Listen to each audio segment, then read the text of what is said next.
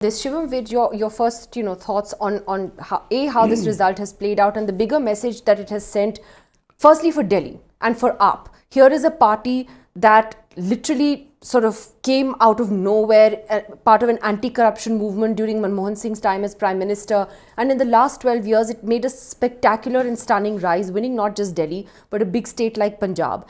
And today Arvind Kejriwal himself has lost his seat. There are implications for AAP, there are implications for the BJP and for national politics. I mean, first for Delhi, what does it mean for Delhi and for AAP? I think with a 44% vote share after 2 terms, after 10 years in power, many full governments cannot survive a third election. In fact, this is their 4th election if you count 2013. Yeah. And I think the Aam Aadmi Party has lost quite respectably. I think there was, of course, a lot of anti-incumbency, which is a natural thing in Indian politics. But also, they were not allowed to perform or govern, particularly in the last few years. Delhi was always a half state. But with the Delhi Services Bill, with bureaucrats being answerable to the centre, we saw videos of Aam Aadmi Party ministers begging bureaucrats to let some work happen, I heard this story today of an AAP MLA candidate campaigning somewhere, meeting members of an RWA in South Delhi. And the members of the RWA kept saying, you couldn't get this done, you couldn't get that done. And he said, I wanted to do a lot, but the BJP doesn't let me govern, doesn't let me get things done for you.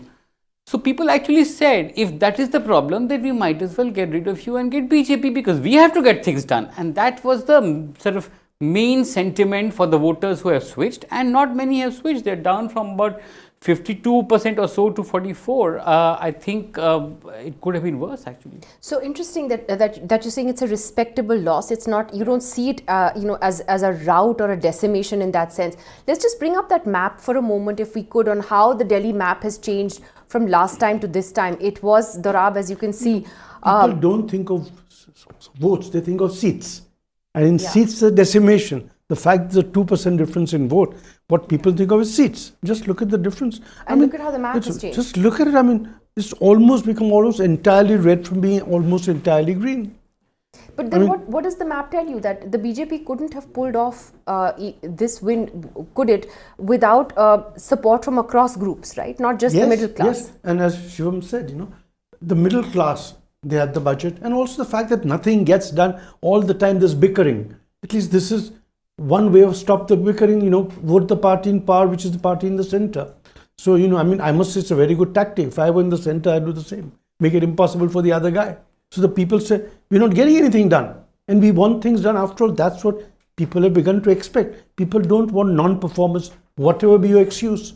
So this excuse wasn't acceptable. I think while it is true that obviously the working of the AAP government was hampered clearly by the centre and by these frequent run-ins with the LG and the way the centre handled everything,